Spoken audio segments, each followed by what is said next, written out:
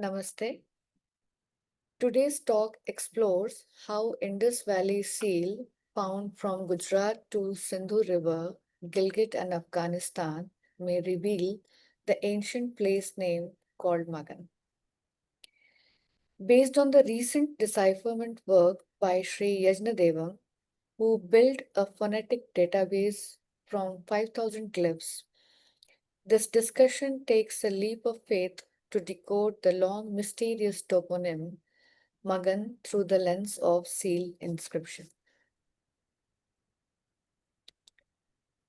Compared to Mesopotamia and Egypt, the Indus Valley civilization was vast and highly industrious. Covering around 125,000 square miles, it stretched from Saurashtra, Gujarat to Afghanistan and eastern Iran. The key sites flourishing during the mature Harappan phase, that is 2600 to 1900 BCE, parallel to Mesopotamia, include Dholavira in Kutch and Lothal in Gujarat, along with numerous scattered coastal and inland sites extending into Rajasthan. This map shows sites of raw material sources and trade route, which was prevalent during 2600 to 1900 BCE. Harappan cities were connected to distant region via sea, riverine, and overland transport. Seals and sealings played a key role, used to mark ownership, contents, and to secure goods packed in jars or bales. Impressed clay was also used to seal rope or cloth that bound bales of goods.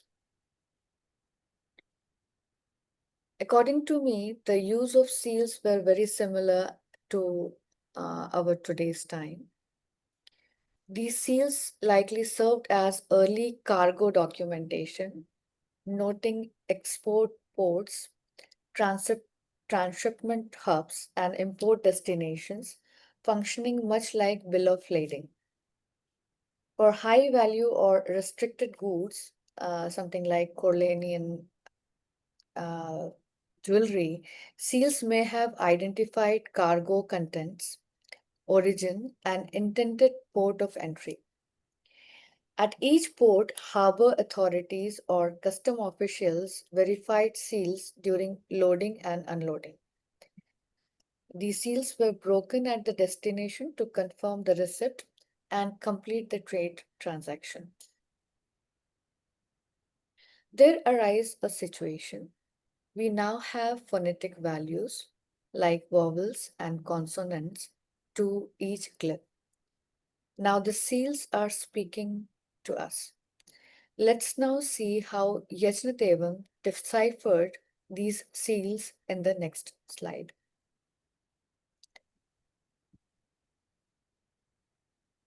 So, for example, I'm taking a word Jaya. So, Yajnadevam's Indus glyph sound gives this Jaya to many seals. And in this, some group of glyphs sounding same appears sometimes at the beginning, sometimes in the mid, or in the terminal point, but it would sound Jaya only.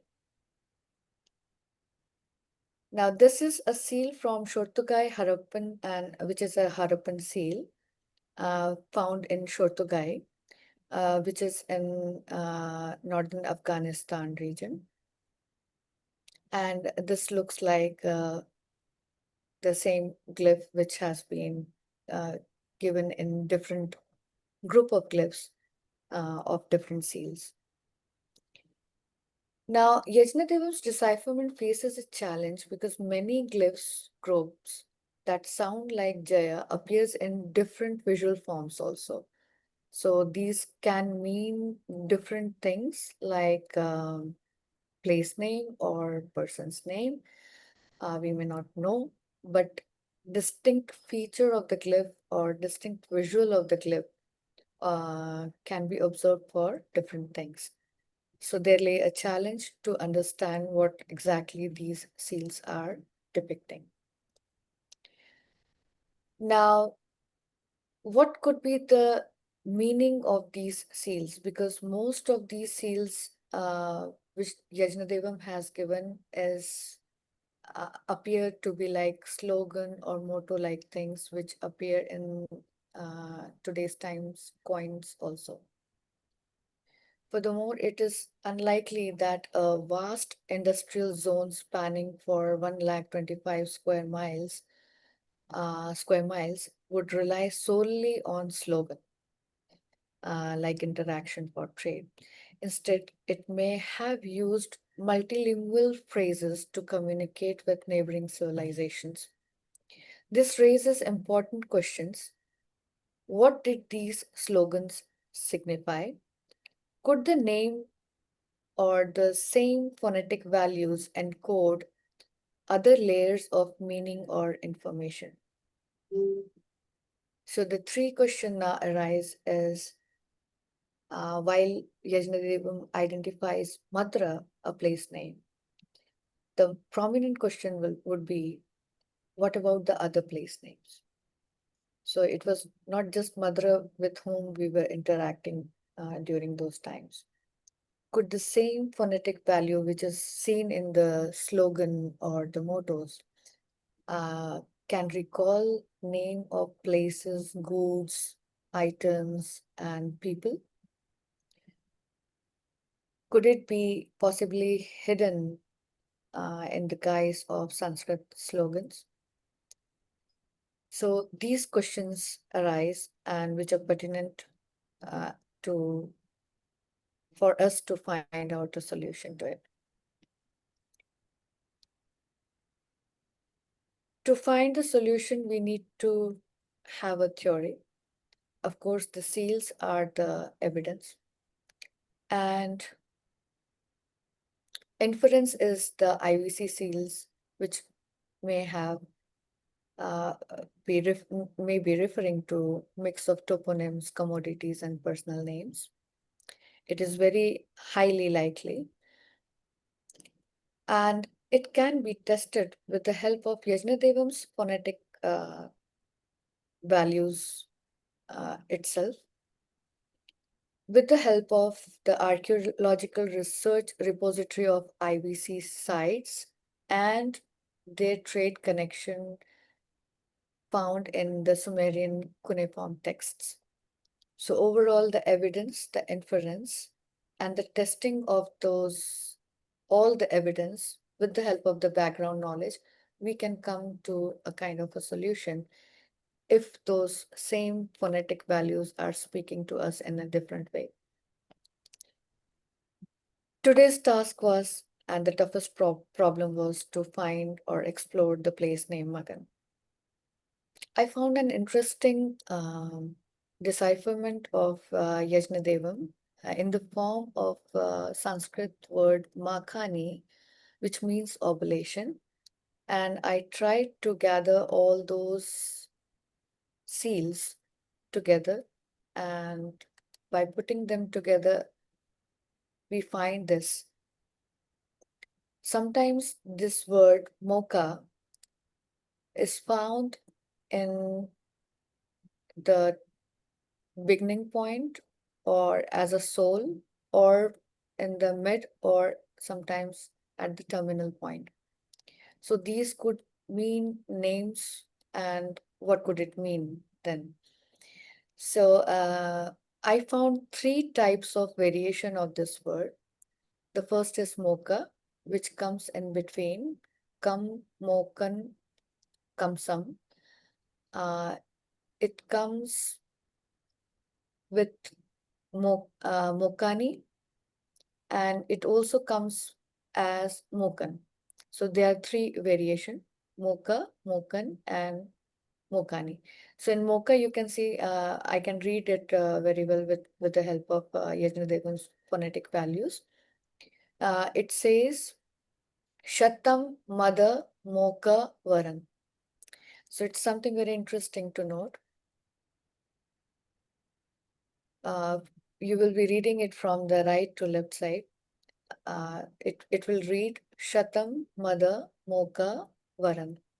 So 100 land of Moka and Varan, some place name Varan, which is now lost to our memory. But Moka remains. The Balochistanis remember this word Moka for Makran. They call it, they call their region as Moka and Maka. Both the words are prevalent till to this date and they are in vogue. Now, the complication here arises Semitic and Sanskrit and ani suffix in the ending.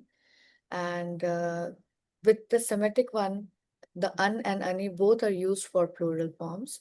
In Sanskrit, ani is used for the neuter plural form. So now we get a hint that there must be many Magan place names.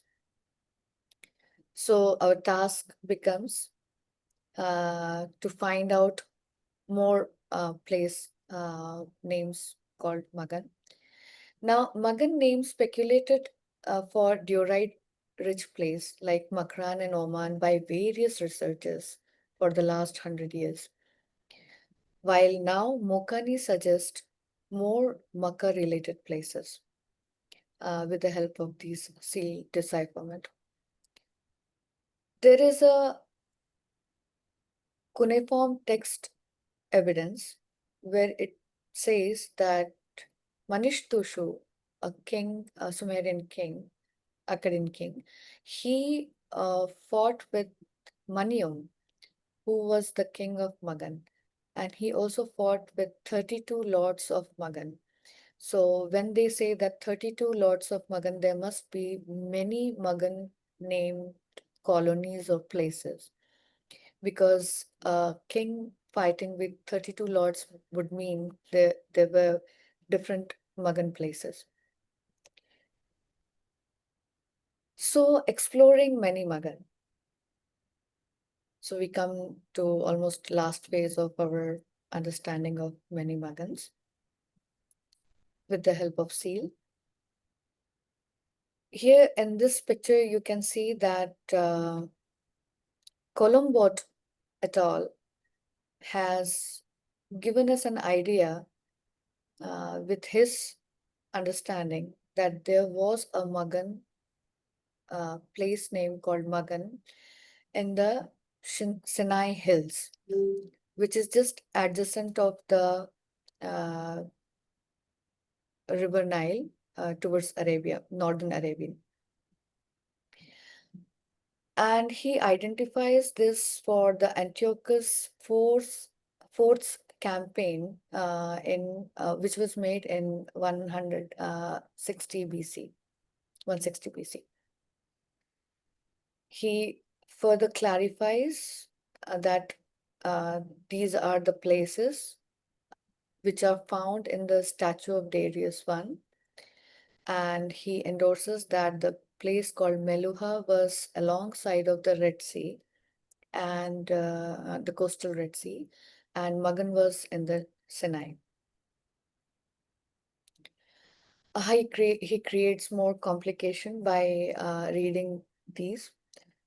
So one can easily see that Magan was defeated by Naram Sin. I'm so sorry, I previously said Manish Tushu. It was Naram Sin, which is described by Colombot. In his Syrian campaign, so Syria, and these are the places in the northern side near Sinai. And it was the campaign against Martu. Martu is Amurus, the Amorites, the early Amorite people. The Lagash inscription of Gudey also suggests that many Magan and Magan-related wood were imported, and especially from the area called Gubi, which is identified with Goa by many researchers in the past. Now, he also gives us an idea of 63 trade inventories, of which many is mentioned, notably like lapis lazuli, sodalite, statite, peacocks, black francolins, wood, furniture, scrappers, stone weights, jewelries, and cowries. Now, all these were related and linked to actually Indian Magan. But somehow Columbot is not able to like describe these things in toto to make us understand, but still he writes blackbirds of Magan. Notably, these cuneiform records suggest the existence of two Magans. He also is suggesting in the trade inventory itself that there were two towns called Meluha and Magan. And yet his emphasization was more on the western side near Nile. Now, Colombo findings suggest the possible existence of both Magan and Meluha, a satellite Indian colony along the Red Sea coast.